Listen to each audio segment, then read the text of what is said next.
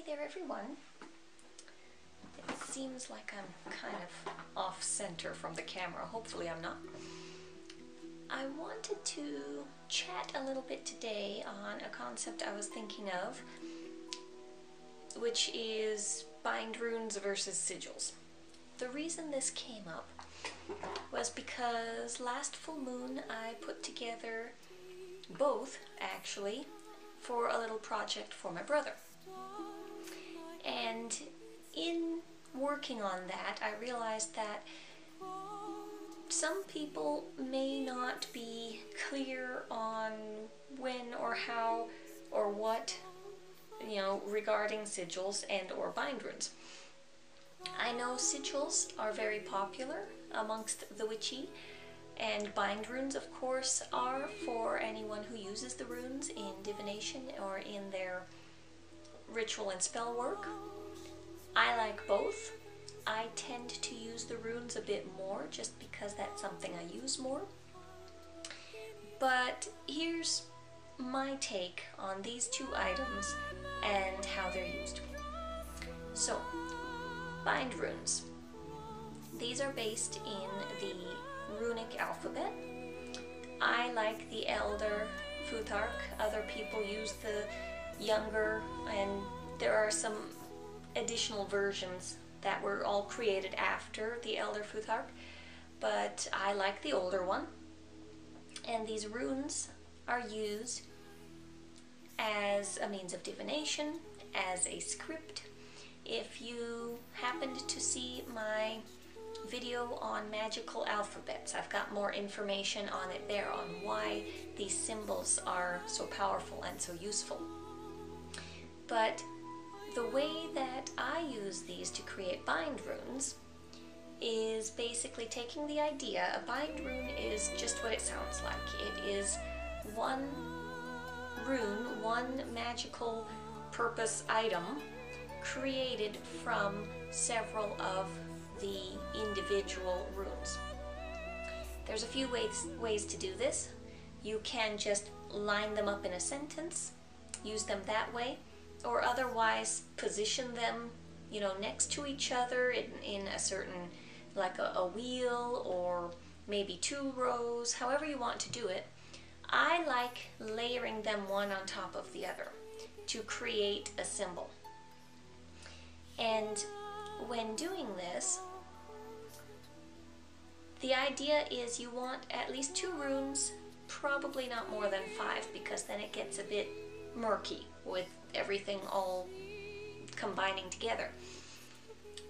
But the bind runes, creating a bind rune is basically taking the ideas of these runes, the intention and the distilled information that's contained in each of these individual runes, and combining it with others.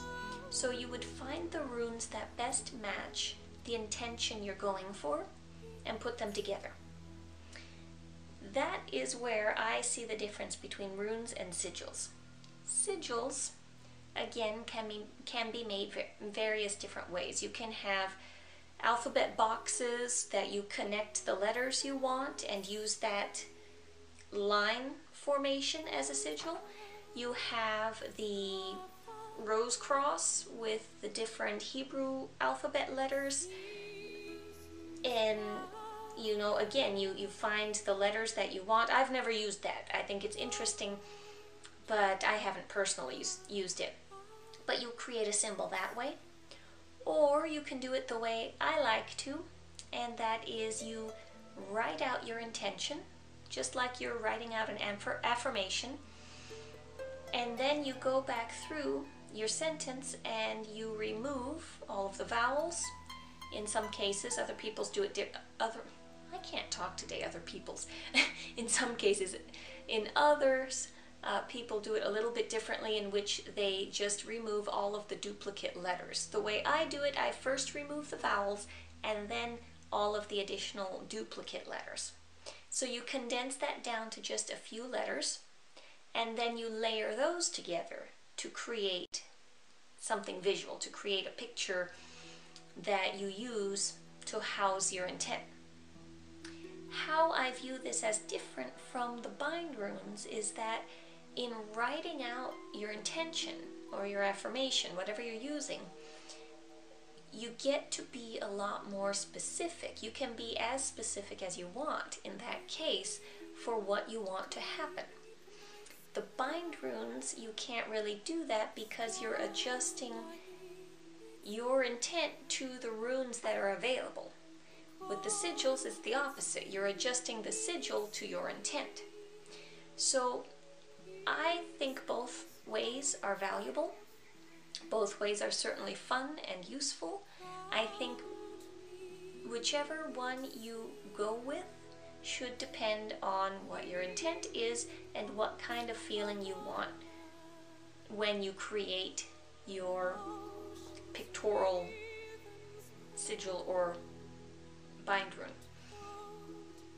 So, as said, in the example, I'll give an example. I created both for my brother who was going on a long motorcycle trip. And so I used the sigil to create something representative of the exact protection I wanted for him.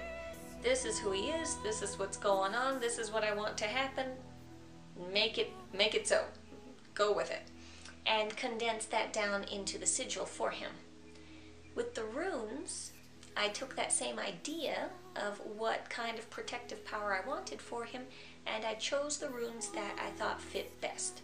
So I chose the runes for protection, transportation, and that's different from a journey. So I actually have both in there, journey and transportation, because he's going on a journey. And I also wanted to protect his motorcycle, which is going to be taking him on that trip. So that got included there as well. So, but again, here I just had to figure out which runes I associate most with the intent that I wanted. Choose them, layer them on top of each other into something that I thought was effective and aesthetically pleasing, and there you go, create both of them. So in my case, I think all different formations of sigils, bind runes, what have you, are valid and useful, and you just need to choose the one that works best for your intent.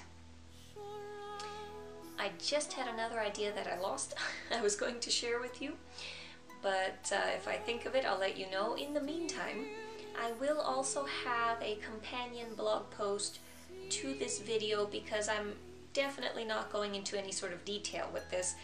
There's a lot of other information about sigils and bind runes, so in the blog post I will try to give some links to my favorite sources for creating sigils and bind runes and getting some more information on it. Alright, I'm really rather upset that whatever this fleeting idea I had for you is gone, but I hope that this was a little bit entertaining and useful. If there is any other information on the topic that you would like me to address, please do let me know in the comments, and I can look into that for you. I can either add it into the blog or do a follow-up video for you. So thanks very much for watching, and talk to you again soon. Bye.